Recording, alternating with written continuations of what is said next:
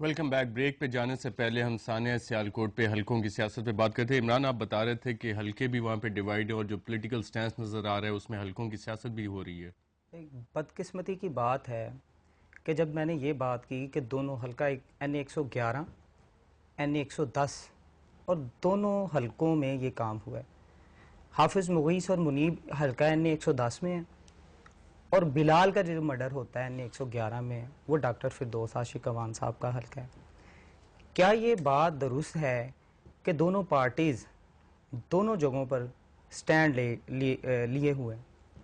अगर वो डाकू थे भी तो ये जो काम हुआ है, क्या अवामी नुमाइंदों को दोनों साइडों पे खड़ा होना चाहिए या इंसाफ के लिए इकट्ठे खड़ा होना चाहिए? ये तो डकैत थे या नहीं थे, ये तो जस्टिस रिटायर्ड काजी मलिक की रिपोर्ट से बिल्कुल सामने आ जाएगा। लेकिन क्यों अपने हलके की आवाम के साथ खड़ा हुआ जाता है? अगर उन्होंने गलत काम किया है तो उसके उनके मुखालिफ खड़े क्यों नहीं होते? और अवामी नुमाइंदे अगर चेक एंड बैलेंस रखते तो ये काम कभी ना होता। वो खुली छूट दे देते हैं और जब लोग इस तरह का काम करते हैं फिर उनको सपोर्ट करते हैं क्योंकि उन्होंने वहां से वोट लेने होते हैं। तो डॉक्टर फिर तो साहिबा, इस बारे में आप क्या कहेंगी कि एज एज अवामी रिप्रेजेंटेटिव, अवामी नुमाइंदे होने की हैसियत से आपको अपने वोटर्स की इस्लाह भी करनी चाहिए? ये बात लाजमी नहीं है कि वो जो बात कहें आप सिर्फ उसको मनोअन एज सच आके मीडिया पे वही बयान करना शुरू कर दें, वही वर्जन।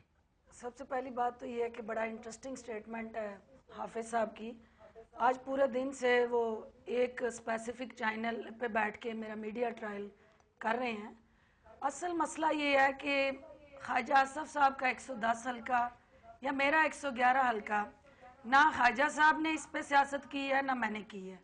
हम दोनों इंसानियत की बात कर रहे हैं और जालिम जो है उसको डॉक्टर साहिबा, आपने तो बड़ा क्लियरली कह दिया था कि ये दोनों बच्चे जिनका मॉब जस्टिस जिनके साथ हुआ है, लिंचिंग हुई है, वो क्रिमिनल्स हैं। आपकी रिपोर्ट छपी है पूरे मीडिया में, हालांकि ना आपने कोई इंक्वायरी रिपोर्ट देखी, ना आपसे कोई शेयर हुई, और आपने खुद कहा कि आपने मीडिया जारी रिपोर्ट की किया है। बेसिस मुझे पे बात कहा है। करने का मौका दें, पहले मुझे बात कर लेने दें, फिर आप अगला सवाल कीजिएगा। क्योंकि अगर आपने मुझे ट्रायल के लिए बुलाया तो वो ट्रायल किसी अदालत में जाके मैं करूंगी। मुझे मेरा वर्जन देने दें और जो मेरा हक है। बात यह है कि सबसे पहले मैं मुगीस और मुनीब के वालिदैन के पास गई हूँ, उसके बाद मैं अपने हलके के उन वोटर्स के पास गई हूँ और उसकी फुटेज मौजूद है। उसका ARY पे उस दिन लाइव प्रोग्राम डॉक्टर शाहिद ने किया, मेरी मौजूदगी में किया। और ये कहना कि किसी खास हलके के साथ खड़े होकर बात की, देखिए हम वहां पे उस जुल्म को कंडेम कर रहे हैं। जुल्म अगर मुगीस और मुनीब के साथ हुआ है तो जुल्म बिलाल और उसकी फैमिली के साथ भी हुआ है। लेकिन हम मुगीस और मुनीब के जुल्म को तो हाईलाइट कर लें, लेकिन बिलाल चूंकि ग्वाले का बेटा है, वो एक गरीब देहाती है, वो शहर से उसका ताल्लुक नहीं है, वो किसी ख्वाजा या भट्ट फैमिली से ताल्लुक नहीं रखता, इसलिए हम उसको इग्नोर कर दें। ऐसा नहीं होना चाहिए। मेरा नुक्ता नजर ये है कि ये सियासी स्टेटमेंट ख्वाजा आसफ को मेरे खिलाफ देनी चाहिए। ये एक मीडिया का नुमाइंदा जो आजादाना राय जिसको रखनी चाहिए, ये मेरे पॉलिटिकल मुखालफिन कह सकते हैं कि मैं इस पे सियासत चमका रही हूँ। ये किसी मेरे मीडिया के नुमाइंदे को राइट नहीं है कि वो प्रेस कॉन्फ्रेंस करके मेरे खिलाफ इस किस्म की स्टेटमेंट दे। ये ज्यादती है। अगर मैं वहां पे कोई सियासत कर रही हूँ तो मेरे अपोनेंट पाकिस्तान मुस्लिम लीग नून के जो लोग हैं वो सामने आके ये बात कहें। मैं हकायक तस्लीम करने के लिए तैयार हूँ। मैं हक के साथ हूँ, मैं हक की बात कर रही हूँ। मैं ये कह रही हूँ कि उस दिन 2 कत्ल नहीं, उस दिन 3 कत्ल हुए हैं, तो आप तीसरे कत्ल बिल्कुल को डॉक्टर हाईलाइट साहिबा, क्यों नहीं कर इसका रहे? फैसला तो शायद अवाम करेगी कौन हक के साथ है और सुप्रीम कोर्ट करेगी। हाफिज साहब, प्रेस कॉन्फ्रेंस किसने की थी? देखें, डॉक्टर साहबा बिल्कुल ठीक कह रही हैं कि हमें कोई हक नहीं, लेकिन हमें ये ज़रूर हक है और जो हमें ज़िम्मेदारी सौंपी गई है। हम कोई वोट लेके नहीं आते, हम अपनी ज़ात से एक हल्फ करते हैं, लेते हैं अपनी ज़ात से कि हम हकायक को सामने लेके आएंगे। तो हमने तो किसी पे इल्ज़ाम नहीं लगाया, हमने तो अवाम को बताई है ये बात कि ये इस तरह मामला हो रहा है। डॉक्टर साहबा गई हैं, उनके लीडर रहमान मलिक साहब गए हैं, गवर्नर साहब वहाँ पे गए हैं और रहमान मलिक साहब ने अपनी प्रेस कॉन्फ्रेंस में बिल्कुल वाज़ेह ये कह दिया था कि इस फैमिली को मैं बड़ी अच्छे तरीके से जानता हूँ और जो बच्चों के ताया हैं वो मेरे क्लास फेलो हैं और इस ख़ानदान का इस तरह का कोई ताल्लुक़ हो ही नहीं सकता। एक और बड़ी अहम बात कि ये अंधा केस है, इस पे मैंने 15 से 16 दिन, जब से ये काम हुआ है, मैं रोज़ाना 1.5-2 घंटे बस सोता हूँ। देखें, ये हमारी जिम्मेदारी थी, हमने किसी से वोट तो नहीं लेने, मीडिया ने किसी से वोट तो नहीं लेने, हम यहाँ पर बैठे हैं अपनी ज़ात के साथ, हम बाजू भी तड़वाएं, नींदें भी ना पूरी करें और हकायक भी सामने लेके आएँ और फिर जो है ना ताने भी हमें मिले। ये किस तरह की बात है?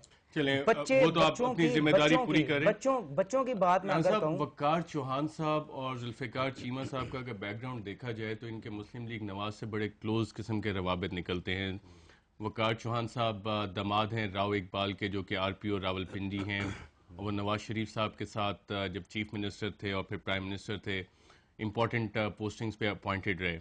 और कहा यह जा रहा है कि शायद इस वजह से चौधरी निसार साहब की कुछ खबरें भी आई हैं इस हवाले से कि वो उनको प्रोटेक्ट करने के लिए प्रेशर डाल रहे हैं। ऐसी कोई बात है?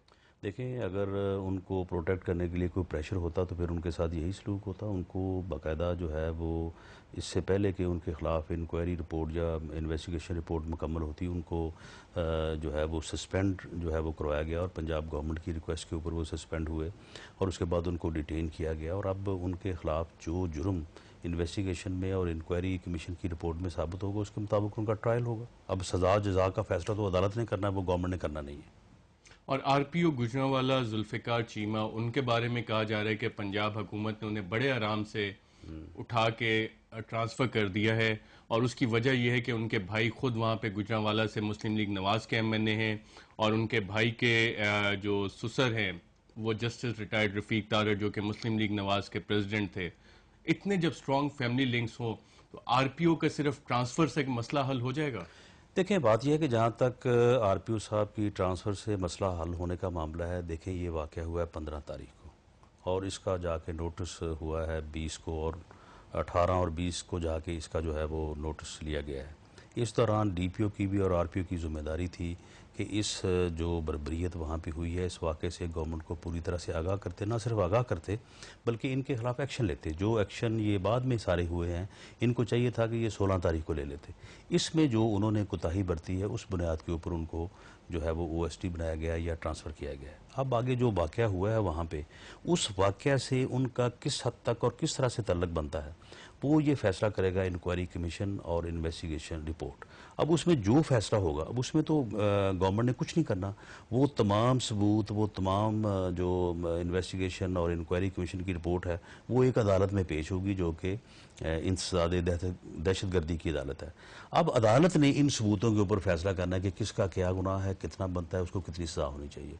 उसमें मैं नहीं समझता कि मुस्लिम लीग नून में या पंजाब गवर्नमेंट ने अगर किसी के कोई वीक लिंक्स हैं तो उसको नुकसान पहुंचेगा और स्ट्रॉन्ग लिंक्स हैं तो उसको फ़ायदा पहुंचेगा। जो उसके ज़ुम्मे है वो सबूत वहाँ पे होगा, अदालत उसे भी मौका देगी, वो अपनी सफाई में जो कहना चाहेगा और उसके बाद सज़ा और जज़ा का फैसला अदालत करेगी। साहब, डीपीओ और आरपीओ ने इनिशियल इतलात क्या दी थी हुकूमत को और चीफ मिनिस्टर को कि मिसलीड करने की कोशिश की? इनिशियल इतला, क्योंकि मैं उस वक्त मुल्क में मौजूद नहीं था, मैं 22 को आया हूँ, लेकिन जो मेरी इन्फॉर्मेशन है वो ये है कि ये इनिशियल इतला जो है वो यही थी कि एक देहात में जो है वो डाकुओं ने दौरान डकैती जो है वो एक देहाती को कत्ल कर दिया, जिस देहातियों ने मुश्तैल होके तो ये डीपीओ और आरपीओ दोनों ने ये रिपोर्ट दी थी, को जो है वो मार दिया। ये इनिशियल रिपोर्ट गवर्नमेंट को, बिल्कुल इनिशियल रिपोर्ट्स पुलिस अफसरान ने जो दी थी उसमें क्या ऐसा कोई अटेम्प्ट किया गया कि इसे पुलिस एनकाउंटर करके शो करवाया जाए और इसको कवर अप करने की कोशिश की जाए? इस पर मजीद बात करेंगे एक वक्फे के बाद।